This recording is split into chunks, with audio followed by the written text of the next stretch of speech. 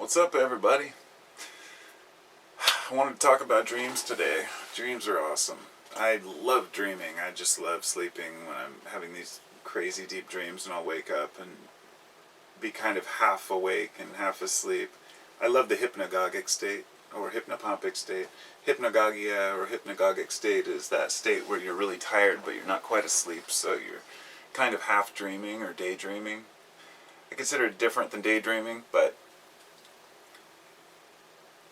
the reason I'm making this, I used to talk a lot about dreams. I was really into dreams a few years back, maybe 5 years ago. I got into lucid dreaming, and it was during a time when I hadn't smoked any pot in like a year, or I went for like 2 years without smoking pot because I was on probation. So I just quit cold turkey. That was one of my experiences, was saying, well, I quit cold turkey after 20 years and made it through just fine. I was like, all right, well, go about my day, and I started noticing myself having more vivid dreams and remembering them. So I started documenting them, and I have this voice recorder with like 200, I think there's 200 or 300 dreams. Then each morning I'd wake up, and before I opened my eyes, I'd reach over, grab the recorder, and speak. I tried writing them down, but that act of opening my eyes, it just, takes you out of the dream world. So I was fascinated with it, and I practiced lucid dreaming for a couple years, and I was like, at least once a week I could fly in my dreams, I could manifest something. I remember in my dream the first time I became aware and didn't excite myself and wake up, I was like, aha, and I manifested a table and then some stuff on the table. And other times I'd fly a little further and further. And I won't get into the details because it's not about that history. I wanted to talk about something specifically, but I just wanted to say the reason I stopped lucid dreaming practice was because, of course, there's the aspect of that it takes work, and that you have to, read about it, focus on it, intend when you go to sleep, and then wake up. And sometimes it's easiest to go back to sleep at like 5 in the morning, sleep for an hour and a half, then wake up after your REM sleep to remember it. I started wondering if I was interfering with my brain's natural ability and desire to run its course and to process the day's emotions. And this is kind of what the video is about. The idea that dreams are our time to reconcile things. Nobody understands dreams, of course. There's millions of theories about dreams. Some people believe that they're real worlds, real realities. The more that science can explore our minds and our brains through these, brain graphs and whatnot while we're sleeping, using neural imaging and whatnot, we start to see which parts shut down and which are active, which chemicals play a role, like acetylcholine, and whether, as serotonin and dopamine are daytime drugs, if you will, in our reality. Nighttime, the melatonin starts to release, and when you close your eyes, it triggers melatonin production when that light's cut off, and therefore you can, interesting. Started wondering if you envision white light, there's a lot to that in a lot of different practices. And I was wondering, people talk about the third eye. I was wondering if that can affect production. Because if you picture medicine working, the idea that you believe something is working, it does. Anyhow, I'm getting off track. Just a thought that pops into my head, and that's why I love doing these things, because it's something to ponder for later. But here's the question I really wanted to ask before I wander off into dreamland. My son came in this morning, and he told me he had a dream, and my other son, he's like, oh, I don't dream. And I'm like, you dream. And then he'll come in and tell me a dream, and then the next time he'll say, oh, I don't dream. It's easy to forget that we dream. So I have two questions. First, why does the mind want to forget dreams? You could have had the most detailed, crazy dream right before you wake up. And for me, it's usually being in a building, trying to escape. The rooms are not escape, but the rooms are strange, and we're exploring. It's like we're looking for something or have a destiny in mind. My dreams are very strange, and they're very place related. And I've been having those, of course, for years. And so I'll wake up and I'll try to remember it, and then instantly it's gone. And I'm wondering, why does our brain forget it instantly? And that's part of the reason why I thought, well, my theory about this, of course, is that the brain while you're sleeping is processing information, allowing your brain to work through ideas metaphorically. So therefore, that's why there's a lot of metaphors involved. And that maybe we can't quite decode it because it's almost like you're processing a bunch of information, defragmenting a hard drive or whatnot, bringing info from here to there, and using whatever your brain will fill that space in as a visual picture in your mind. The question as to why we dream at all is the strange one. Why would we dream and then remember them at all?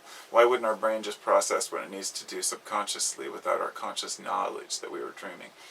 But my theory about why we don't remember goes back to our ancestors, to cavemen, let's say.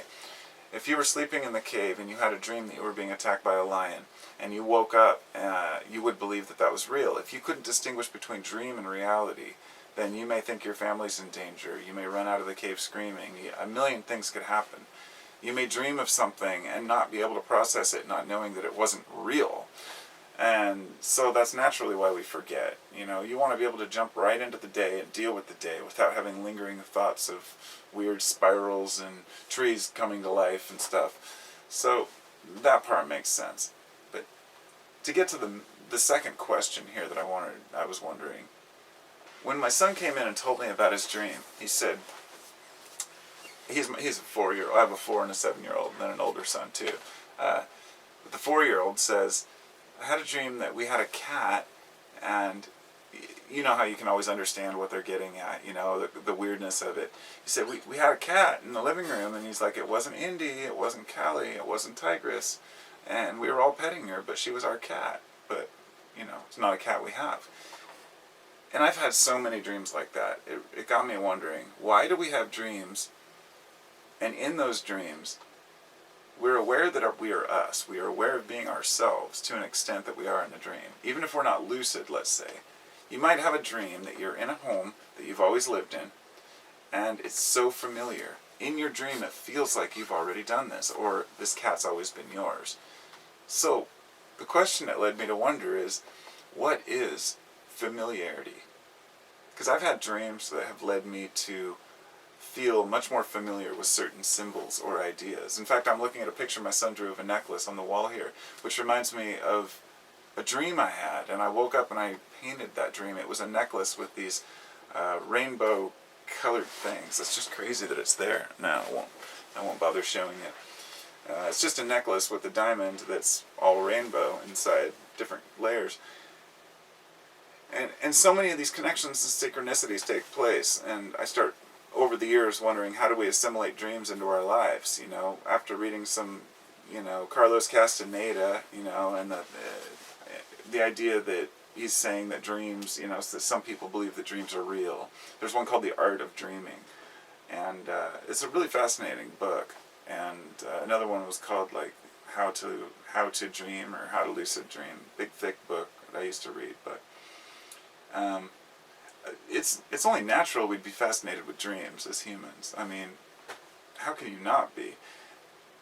I would like to take a note on the sidelines, because since my dreams aren't generally scary, I know a lot of folks out there do not want to go to sleep because they have nightmares. I know friends of mine who have nightmares, and they don't like to talk about it. They'll wake up sweating, wake up scared. And it's easy to just tell another person to say, well, you must have something in your life you need to work out. Nobody wants to hear that. And it might not always be true. The brain may have some subconscious problem. There may be a disease that you're not aware of. There could be a million things. Of course, nobody wants to think they have a disease, but you know what I'm saying. People are fragile and enough in daily life. There's nothing worse than going to bed and not even being able to have a good dream. That would suck. So I empathize for those people, and for the ones who have, these days it's really common to not be able to sleep, and to have insomnia is considered normal. People are taking whatever Lunesta and these other drugs. The one that makes there's that one that Ambien that makes people sleepwalk and sleep drive and do things they don't remember, and it's okay, get your sleep, but cannabis, don't dare smoke cannabis, that's illegal. I guess I mentioned that because it works for me. Cannabis is, I smoke it, but even during the time when I didn't have a problem with sleep, so sleep's never been really an issue for me. But I really do love to dream. I do wake up a few times a night and pace around or move around, but that's because I spent 5 years with extremely bad sciatic back pain. And there's lingering effects of that, you know, waking up and having to move around and stuff. But dreams are pretty fascinating, and yeah, there's not much else I can say. I guess I got my point across. Just wanted to ask those questions. Well, the main one, I guess, to end this is that I wanted to really mention in this video is, why do we have dreams where we're familiar with things that we've never experienced in our daily life?